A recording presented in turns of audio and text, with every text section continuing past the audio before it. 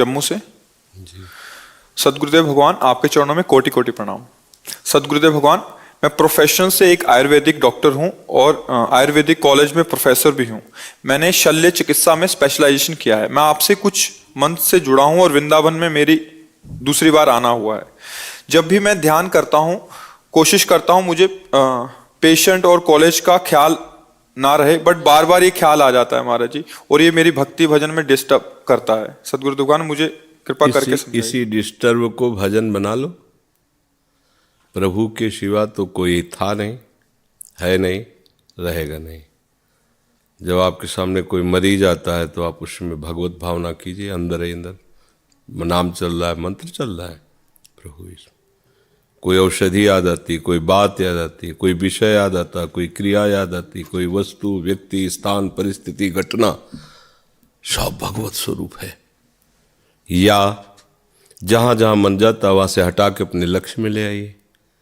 उसका फल आपको भगवत प्राप्ति ही मिलेगा। भले मन एकाग्र ना हो पावे, लेकिन आप कार्यरत है ना।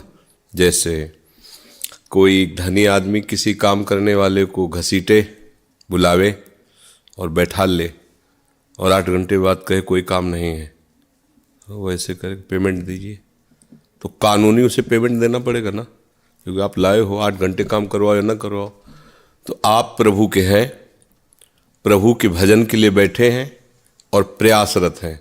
आपको उसकी पेमेंट भगवत प्राप्ति मिलेगी, क्योंकि हमारे मालिक उदार शिरोमणि हैं। समझ रहे हैं, वो आपका प्रयास समझ रहे हैं। आपको प्रयास ये करना है, पहला जहाँ जहाँ मन जाए वहाँ वहाँ प्रभु की भावना कीजिए। आपको दिखाई नहीं देंगे प्रभु, भावना कीजिए। दूसरी बात, जहाँ जहाँ मन जाए उस वस्तु, व्यक्ति, स्थान से हटाकर अपने आराध्य देव के नाम रूप लीला धाम में लाइए और अपना लक्ष्य रखिए भगवत प्राप्ति। करत करत अभ्यास के जड़मत होत सुजान। समझ आ रही ना? अभ्यास योग युक्तेन चेतसा नान्यगामिना। एक दिन ऐसी स्थिति आ जाएगी, चित्त लग जाएगा। अपने को निराश थोड़ी होना। पेमेंट तो आज ही पक्की है। हम जिसके कार्य में बैठे हैं वो कंजूस मालिक नहीं है, सर्वज्ञ है और सर्वदानी है। अपने आप का भी दान कर देने वाला है। घाटा तो है ही नहीं इस मार्ग में। तो निराश नहीं होना, घबराना नहीं, बस अपने को ड्यूटी करनी पूरी। हानि लाभ की चक्कर में नहीं पड़ना कि हमें तो कोई लाभ नहीं मिल रहा, कोई आनंद नहीं आ रहा, विषय और बढ़ रहा। बिल्कुल अपने को शांत रहना। हमारे वचन याद रखना, मालिक उदार है, तुम्हारी ड्यूटी की पेमेंट पक्की। अपने को क्या पेमेंट चाहिए, और इसकी पेमेंट है जीवन मुक्त हो जाना। वो ज्ञान विज्ञान संपन्न प्रभु जब देखेगा आपको कि आप प्रयासरत हो और हार रहे हो, वो कृपा कोर कर देगा। उसकी सामर्थ्य के आगे किसकी सामर्थ्य है? एक अंश से प्रकाशित है उस मन, इसीलिए भगवान ने कहा है कि मैं मन हूँ, इंद्रियाणाम मनश्चास्मि, क्योंकि उन्हीं से प्रकाशित है। और वही कृपा करेंगे, शांत हो जाएगा। अपने को बिल्कुल घबराना नहीं, हारना नहीं, प्रयासरत रहना है। तो अगर ये समझ में आया कि 10 वर्ष प्रयासरत होते होगे कुछ मिला नहीं, तो भ्रम मत करना। जीवन की पेमेंट पक्की है, पक्का। चाहे जैसी स्थिति हो, यदि भगवान की शरण में आके भजन किया जाए तो भगवान उसके लिए वचन बोल रहे, तेसा महम समुद्धरता मृत्यु संसार सागरात। वो साधन से नहीं परम पद प्राप्त किया, उसको मैं संसार समुद्र से। तो मुझे उन पे विश्वास है, उनके वचनों पे विश्वास है, उनकी कृपा पे विश्वास है। आनंद पूर्वक साधन में लगे रहो, घबराना नहीं। समझ पा रहे ना जी? निधि गुप्ता जी, वरुण गुप्ता जी। हमारे प्यारे राधा वल्लभ स्वरूप, प्राण प्यारे सदगुरुदेव भगवान, आपके चरणों में कोटि कोटि नमन। राधा वल्लभ श्री हरिवंश महाराज जी, आपकी प्रेरणा से 2 वर्ष पूर्व में हमने एक दूसरे से निश्चय किया था कि आप ब्रह्मचर्य में रहकर सिर्फ प्रिया प्रीतम की प्राप्ति करेंगे। अब तक का सफर आपकी कृपा से बिना दैहिक आकर्षण के पूर्ण हुआ। महाराज जी, हम पूर्ण जीवन ब्रह्मचर्य में रहकर सिर्फ प्रिया प्रीतम की प्राप्ति करना चाहते हैं। आप अपनी कृपा और आशीर्वाद बनाए रखें। किसका है? हाँ, बहुत सुंदर है, धन्यवाद। भगवत कृपा है, अहंकार मत करना। और साथ में नाम जप का भी संकल्प लीजिए कि अनवरत नाम जप करते रहेंगे। बहुत कृपा पात्र जन हो। जब आप यहाँ नहीं फिसलोगे तो आपको कोई फिसला नहीं सकता। ये बहुत बढ़िया बात है। किले में रहकर लड़ाई लड़कर जीत गए, ये बहुत बड़ी बात है। क्योंकि मैदान में उतरने पर चारों तरफ से आक्रमण है, किले में सुरक्षा के घेरे में शत्रु पर विजय प्राप्त कर ली, बहुत अच्छी बात है। पर अभी विजय प्राप्त नहीं हुई है, बस इतना रखिएगा कि उनकी कृपा से हम क्रॉस कर रहे हैं धीरे धीरे। वो सर्व सामर्थ्यशाली प्रभु कर्तुम अकर्तुम अन्यथा कर्तुम है।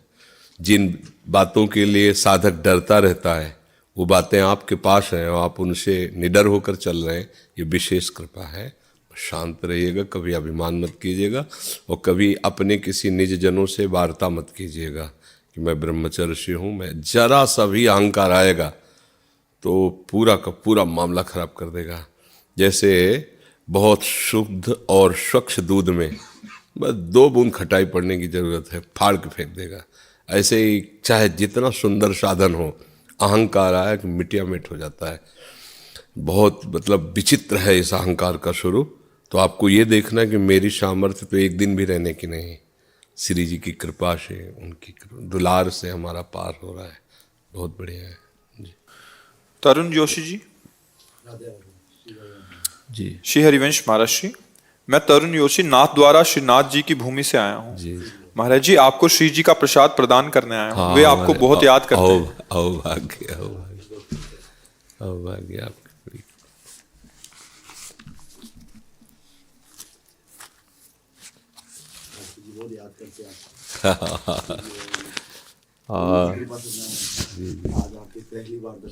जी महाराज श्री, धाम के प्रति निष्ठा कैसे सुदृढ़ हो, कृपया आदेश करें। पहली बात तो हमारा लक्ष्य बनना चाहिए। धाम हमारा लक्ष्य जब होगा, निष्ठा वहीं होती जहाँ लक्ष्य होता है। जैसे नामनिष्ठ, गुरुनिष्ठ, धामनिष्ठ, सेवानिष्ठ, इष्टनिष्ठ, ये निष्ठाएं होती हैं। ये सब भागवतिक निष्ठाएं। तो जैसे धामनिष्ठ है तो पहले लक्ष्य बने, जिस धाम में हमें निरंतर अपने जीवन को व्यतीत करके और दिव्य देह से भी उसी धाम में रहना है, उसकी पहले भावना हम करें और फिर उनके सिद्धांत से चलें। अब जैसे श्री धाम वृंदावन है तो हमारा दृढ़ निश्चय है कि चाहे शरीर नष्ट हो जाए, चाहे जितनी विपत्ति आ जाए, हम धाम के बिना जीवित नहीं रह सकते। अब इसके लिए परीक्षाएं आ सकती हैं, भारी प्रलोभन और भारी विपत्ति। दोनों में हमको यही सिद्धांत में खरा उतरना होगा। अगर उतर गए तो धाम अपने प्रभाव से आपको आराध्य देव के समीप पहुंचा देगा। जय रेणु पर मरिबो मंगल आए, इस शरीर इस रज में छूट जाए तो श्री जी के पास तो धाम निष्ठा के लिए पहले लक्ष्य हम बना लें, तभी ये जो मंगल में ब्रज 84 कोष धाम है, इसमें लक्ष्य से बात बनेगी। लक्ष्य नहीं बनेगी तो प्रलोभन आ जाएगा तो हम भाग जाएंगे, या विपत्ति आ जाएगी। अब तो जाना ही पड़ेगा, बम्बई इतना बड़ा रोग है, हमको तो वहाँ एडमिट होना, वहाँ ऑपरेशन करवाना पड़ेगा।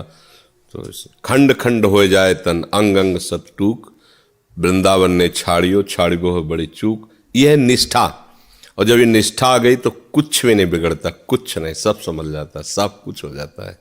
देखो किडनी खराब है, अतरे दिन डायलिसिस होता है, सब ऐसी सब व्यवस्था श्री जी की है कि इसी पंचकोशी के अंतर्गत सब यहीं वृंदावन में ही सब हमारा हो रहा है। कभी भगवत कृपा से कहीं बाहर नहीं जाना पड़ रहा है। और अभी तो व्यवस्था, जब व्यवस्था नहीं थी तब ये निश्चय था कि बस मरना है, इसी धाम में शरीर छोड़ना है, जैसे श्री जी की इच्छा। तो सब व्यवस्था, वो भगवद आश्रय से क्या नहीं हो सकता है। बस आश्रय दृढ़ हो। वो आश्रय दृढ़ तभी माना जाएगा जब मृत्यु का तुम वरण कर लोगे। मर गया, अब जीवित नहीं, फिर कोई प्रश्न ही नहीं बनता। हम पहले ही मर चुके हैं, श्रीधाम को अपना जीवन दे चुके हैं, अब जैसे चलावे वैसे चला। तो इसी कहते हैं निष्ठा। ऐसी जब, और ये निष्ठा निर्वाह इष्ट कृपा से होता है, अपने में बल नहीं। अपने तो अभी छोड़ के भाग जाए, पर उन्होंने ऐसा घेर रखा, पकड़ रखा कि जी ही नहीं सकते धाम के बिना। तो बस ये है। प्रेमलता जी पंजाब से। श्री हरिवंश महाराज जी, आपके चरणों में प्रणाम। महाराज जी, मैंने शंकराचार्य जी महाराज जी से दीक्षा ले रखी है, तो मुझे शिव मंत्र मिला है। अब मुझे राधा जी की कृपा से ब्रिजवास मिला है, लेकिन अब मुझे समझ नहीं आ रहा है कि मैं अपना गुरु मंत्र का जाप करूं या राधा जी का जाप करूं। और अगर राधा जी का जाप करती हूं तो मेरे गुरु मंत्र निकलने लग जाता है। मार्गदर्शन करें महाराज जी। गुरु मंत्र किसका? हाँ, गुरु मंत्र आपका है। हाँ, गुरु मंत्र जप करो। जब गुरु मंत्र की कृपा होगी तो राधा नाम में प्रीति हो जाएगी। पहली बात, हर उपासक को याद रखना चाहिए, मंत्र मूलम गुरु वाक्यम।